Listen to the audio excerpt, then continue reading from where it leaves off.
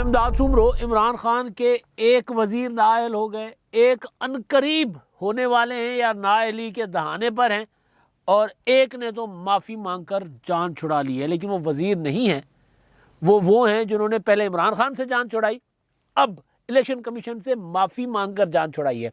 बड़ी दिलचस्प सूरत हाल हो गई है। वो पहिया अब उल्टा घूम रहा है। पहले इमरान खान के मुखालफिन नाअहल होते थे, अब इमरान खान की टीम में से लोग नाअहल होना शुरू हो गए हैं। कहते हैं ना बारिश का पहला कतरा, तो पहले कतरे के तौर पर या टोकन के तौर पर इमरान खान साहब को एक नाअहली मिल गई है, और ये नाअहली हुई है इलेक्शन की बुनियाद पर, बल्दियाती इंतखाबात की बुनियाद पर।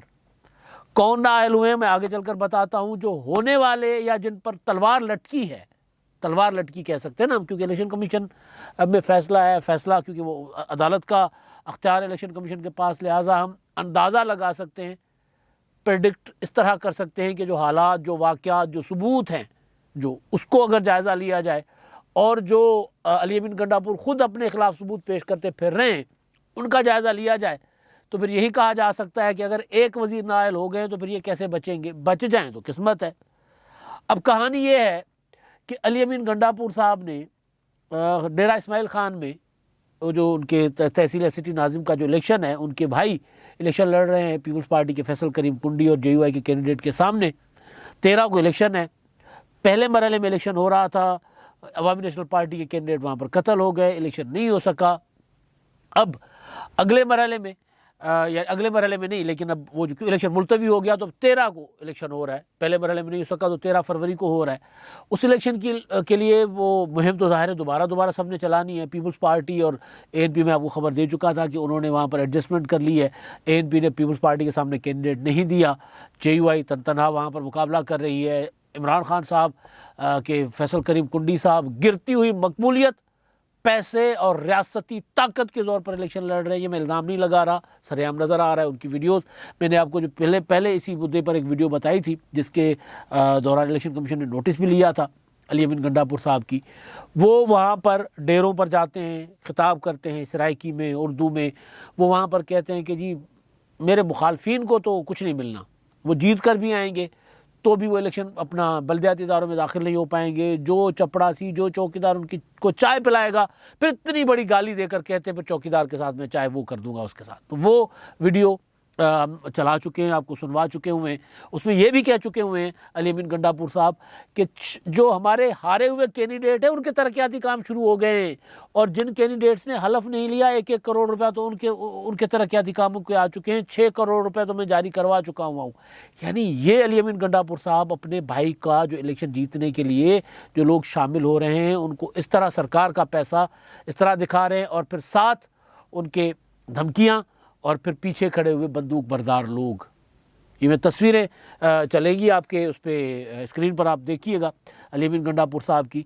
ये कल जो उनका अकाउंट था उस पर ये अपलोड हुई हैं। यानी इलेक्शन कमीशन वाले जो थी, जब इलेक्शन कमीशन में समाअत चल रही थी कल की, उसमें इलेक्शन कमीशन ने नोटिस लिया हुआ था ना। असल मुद्दा तो वो है जो भी मैं भी बताऊँगा उसमें क्या हुआ।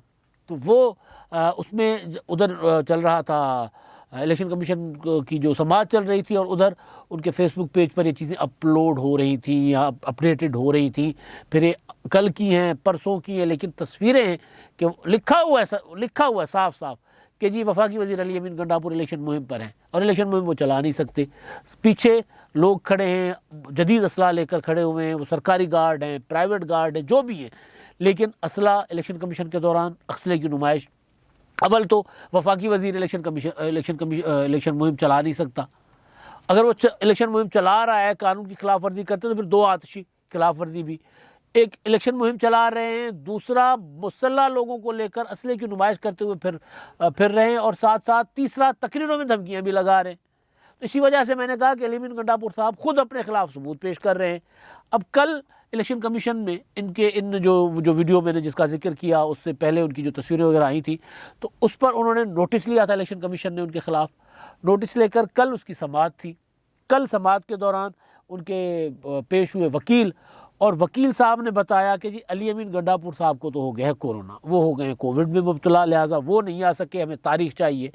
इलेक्शन कमीशन तारीख देने को तैयार नहीं था, लेकिन बहरहाल फिर वकील का इसरार और जो भी माहौल बन जाता है जब, तो वहाँ पर किसी कुछ सीनियर वकला आए हुए थे, तो उनके कहने पर फिर इलेक्शन कमीशन ने 2 दिन की मोहलत दी है, आज की और कल की।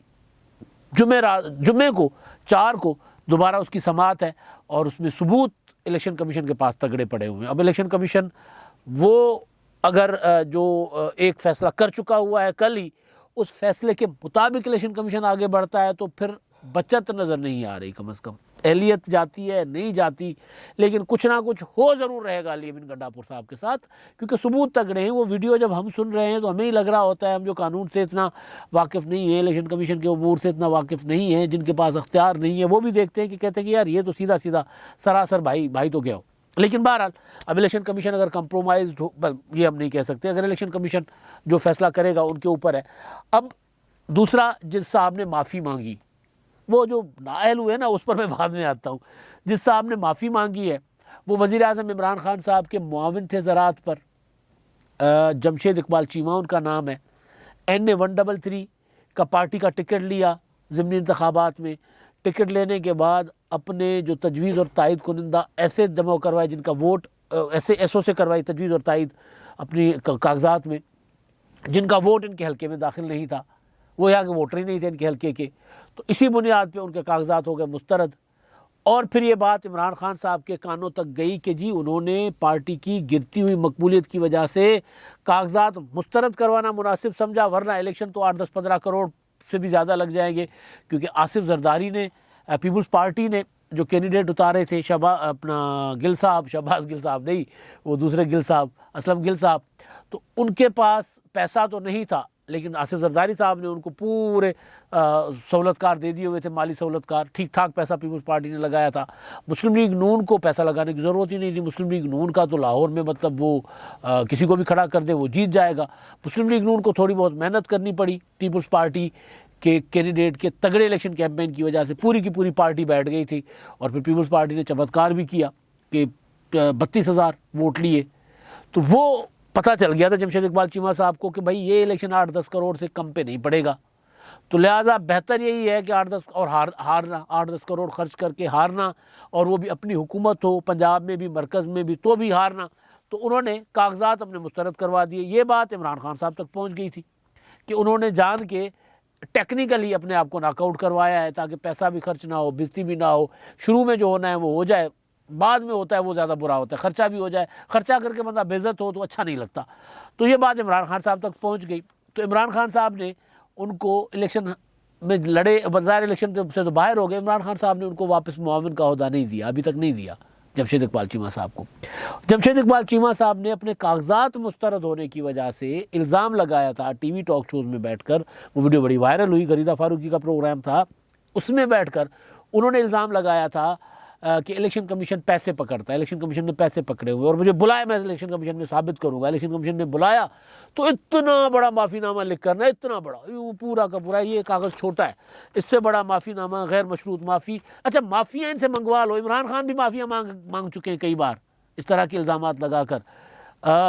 फवाद चौधरी साहब, वो तो खैर फवाद चौधरी साहब ने माफ़ी बड़ी खूबसूरत तरीके से मांगी। उन्होंने कहा कि जी देखें, जिस बात की पर मुझे नोटिस मिला है वो बात मेरी है ही नहीं, मैं तो एक माउथ पीस हूँ, मेरा तो बटन दबाया जाता है तो मैं बोलना शुरू हो जाता हूँ। ज़ाहिर है मैं तर्जुमान हूँ हुकूमत का, वज़ीर इत्तलात हूँ, काबीना जो कहती है वो मैं हुक्म करती है वो मैं आकर कहता हूँ, वज़ीर आज़म जो कहते हैं वो मैं आकर कहता हूँ। लिहाजा माय लॉर्ड, मुझे तो आप क्यों सज़ा दे रहे हैं? फिर बुलाना है तो उनको बुलाएं, उनको नहीं बुलाना तो मुझे माफ़ कर दे, गैर मशरूत माफ़ी। उन्होंने माफ़ी मांग ली। आज़म सवाती साहब, वो जिन्होंने कहा था इलेक्शन कमीशन को आग लगा देंगे, बुला कर ऐवान सदर में बेइज्जत किया इलेक्शन कमीशन के जो टीम को। फिर उन्होंने वो जो स्टैंडिंग कमेटी थी सेनेट की, उसमें बुलाकर उनको बेइज्जत किया। फिर प्रेस कॉन्फ्रेंस कर दी, फिर इल्ज़ाम लगाए जहन्नुम में जाए इलेक्शन कमीशन, आग लगा देंगे, ये कर देंगे, रिश्वत लेते हो, पैसे पकड़ते हो, धांधलियाँ करवाते हो, ये सारी बातें उन्होंने की। उसके बाद जब इलेक्शन कमीशन ने बुलाया, पहले तो आने से इनकार किया, जब गए तो फिर हाथ जोड़कर माफ़ी मांग ली गैर मशरूत। तो ये माफ़ी मांगी, उन माफ़ियों का सिलसिला पीटीआई का बहुत पुराना है। अब यही काम किया जमशेद इकबाल चीमा साहब ने भी हाथ जोड़ लिए जाकर के, माफ़ कर दीजिए, मैं गैर मशरूत माफ़ी मांगता हूँ। अब ज़ाहिर है माफ़ी मिल ही जाएगी, पहले वालों को मिल गई तो उनको भी मिल जाएगी। तो ये हुआ उनके साथ। अब आता हूँ, वो साहब हैं, एक वज़ीर हैं KPK में ट्रांसपोर्ट के, और उन्होंने वहाँ पर अपना शाह मोहम्मद ख़ान साहब, उन्होंने बल्दियाती इंतखाबात का जो पहला मरहला था, उस इंतखाबात में बक्का खेल बनू का वहाँ पर तहसील, वहाँ पर आपने ख़बरें सुनी होंगी कि वो पूरे के पूरे पोलिंग स्टेशन पर कब्जा, अमला अगवा हो गया था, फायरिंगें, धमाका, यूँ लग रहा था जिस तरह इंडियन मूवी कोई देख रहे हैं। इंडियन मूवी में अक्सर इस तरह जो हिस्ट्री शीटर इलेक्शन लड़ते हैं ना भाई लोग, तो भाई लोग अगर जिस तरह कब्जा करते थे इलेक्शन कैंपेन पर, ठप्पे लगवाते थे, और फिर ठप्पे स्टाइल में ठप्पे हैं, फिर वो जो मुखालिफ की उंगलियों पर भी ठप्पे लगते थे खंजरों के, वो फिल्मों में जो दिखाते हैं इंडियन मूवीज़ में। तो इस तरह के स्टाइल में शाह मोहम्मद ख़ान साहब जो है वो भाई बन गए। उन्होंने उठवा लिया अपना, उनके बेटे इलेक्शन लड़ रहे थे मामून रशीद, तो उन्होंने इलेक्शन के बक्से उठवा दिए, इलेक्शन अपना वोटों वाले बक्से उठवा लिए, पुलिस वाले अगवा कर लिए, इलेक्शन कमीशन का स्टाफ अगवा कर लिया, ख़वातीन स्टाफ अगवा कर लिया। तो वो फिर मसला ये हुआ कि फिर पुलिस भी उसके ख़िलाफ़, DC भी हो गए, DPO भी, सब ने इलेक्शन कमीशन को लिख के दे दिया कि भाई सूबाई वज़ीर ट्रांसपोर्ट जो हैं इमरान खान साहब के चहीते, इन्होंने ये सारा कुछ किया है, लिहाजा उनको रिपोर्टें गई, तहकीकात हुई, तो उस पर इलेक्शन कमीशन ने समाअत करते हुए उनको 5 साल के लिए कर दिया नाअहल। अभी तक इलेक्शन कमीशन ने जो बड़ी कार्रवाई की है, या तो डस्का में की थी, लेकिन डस्का में भी इतनी बड़ी कार्रवाई नहीं की थी जितनी ये बड़ी कार्रवाई की है, क्योंकि ये वाला जो इन्होंने जो जुर्म किया था ना कि पोलिंग स्टेशन पर कब्ज़ा, अगवा, ठप्पे मारना, पुलिस वालों को अगवा करना, ज़िला इंतज़ामिया के लोगों को अगवा करना, इलेक्शन कमीशन के स्टाफ को, ख़वातीन स्टाफ को अगवा करना, तो ये वाला मामला नाकाबिले माफ़ी था। पैसे पूसे बांटना जो आज़ाद कश्मीर में अली अमीन गंडापुर साहब ने किया था, पैसे पूसे बांट दिए थे, तो वो माफ़ी मिल गई थी।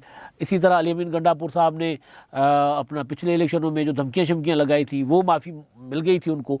लेकिन ये वाला मामला जो है ये नाकाबिले माफ़ी था, तो लिहाजा इनको हो गई है, ये नायल हो गए, डिसीट हो गए। अब ये सिलसिला हो गया शुरू।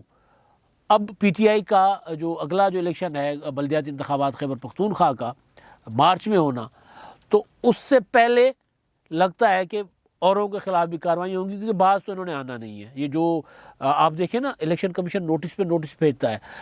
अली अमीन गंडापुर साहब की ये जो मैं वीडियोज़, जो तस्वीरें जिनका मैं जिक्र कर रहा हूँ, जो आपने देख ली हैं, इनसे पहले उनको बाज़ाब्ता नोटिस गया इलेक्शन कमीशन का कि जी आपने हल्के में अब नहीं जाना, आपने जहाँ इलेक्शन हो रहा है आप वहाँ नहीं जा सकते। परवेज़ खटक को गया, दीगर वज़रा को गया, बाज ही नहीं आ रहे। जब ये बाज नहीं आ रहे तो फिर इलेक्शन कमीशन ने जब तंग आ जाएगा तो फिर यही करे होगा जो वज़ीर ट्रांसपोर्ट के साथ हुआ है। लेकिन बहरहाल वज़ीर ट्रांसपोर्ट का क्योंकि जुर्म बहुत बड़ा था, उन्होंने तो मतलब पूरा का पूरा एक ये तो होता है ना अपना इलेक्शन की ज़ाब्ता अखलाक की खिलाफ वर्जी, वो और होता है। ये इन्होंने तो जो जुर्म किया था वो तो पूरा का पूरा दहशतगर्दी थी, फायरिंगें और लोगों को उठा के ले जाना, ये करना, वो तो पूरी दहशतगर्दी के ज़मरे में आता है। लेकिन ज़ाहिर है जो लोग इलेक्शन कमीशन के ज़ाब्ता अखलाक की मुसलसल खिलाफ वर्जी कर रहे हैं, यानी आदतन कर रहे हैं, तो फिर जो आदि मुजरिम होता है फिर उसको तो बख्शा नहीं जाता। अब इलेक्शन कमीशन बख्शता है नहीं बख्शता वो अलग मामला है। तो एक तो ये है कि 4 को मुद्दा है इनका वापस अली अमीन गंडापुर साहब का, और मुमकिन है 4 तक वो कोविड पॉजिटिव हो जाए या ना भी हो, लेकिन बहरहाल 4 की डेट है, मुमकिन है उससे आगे की तारीख पड़ जाए। जिस तरह फैसल वोडा साहब को तारीख पे तारीख मिलती गई तो फिर फाइनली फ़ैसला महफूज हो गया और फैसल वोडा साहब गैर महफूज हो गए। उसका फ़ैसला में भी आना है। मेरी जो इतलात थी पिछले हफ्ते कि इस हफ्ते में ये जो चल रहा है, इसी हफ्ते में फ़ैसला आ सकता है, तो मुमकिन है उनका भी फ़ैसला आ जाए। तो फिर वज़ीर ट्रांसपोर्ट के बाद साबिक़ वफाकी वज़ीर आबी वसाइल फैसल वोडा साहब भी नाअहल करार दिए जाएँ। मुमकिन है, फ़ैसला पता नहीं क्या आता है, महफूज फ़ैसला है, हमें नहीं पता, हम तो अंदाज़ा ही लगा सकते हैं। जो फ़ैसला महफूज है और इतने अरसे से महफूज है तो उसमें से कुछ ना कुछ तो होगा जो गैर महफूज है, ज़ाहिर है वो फैसल वोडा साहब होंगे। तो सिलसिला चल पड़ा है जी, पहिया उल्टा चला है, पहिया उल्टा फिर चलना शुरू हो गया है। पहले जो फ़ैसले PTI के हक़ में हुआ करते थे, हर फैसला उनके हक़ में होता था, अब उनके ख़िलाफ़ फ़ैसले आना शुरू हो गए हैं। ज़ाहिर है न्यूट्रलिटी भी कोई चीज़ होती है। अब तक के लिए इतना ही, अल्लाह हाफ़िज़।